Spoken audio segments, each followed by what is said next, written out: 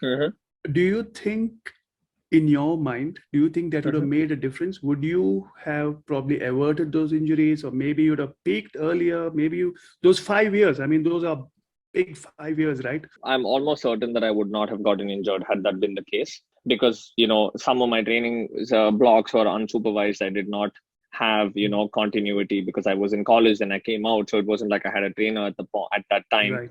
And I did not at that point think that I could access Christian. I didn't Yes. occur to me, so I just Correct. did the kind of programs that were I had already been Prescribed. following Yes. prior. Yes. So but the Yes. thing is, there's a time and a place to use things. So for example, it's possible that the program that I used, and most likely that the program that I used was incorrect for, let's say, whatever level of conditioning I had at that point. So it's like, and that would The have load certainly not happened. management.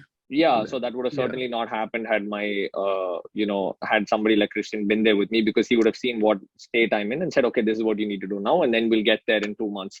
And Correct. unfortunately or fortunately, it is basically my drive that got me to that place where I got injured, because I ended up pushing hard enough to do the damage that lost me those years. Yeah. Because in Yeah. my mind I was chasing greatness. I wanted to achieve something which Yes. wasn't which was extremely difficult to do, and I felt that I had to beat the odds. I had to be fitter than everybody else, or at least as fit as I could possibly be, because I felt this Yes. is my only chance. So in that let's say in an effort to Pursuit. do that, Yeah. I ended up making mistakes. And 100% those things would not have happened had I had somebody like Christian always being there with me.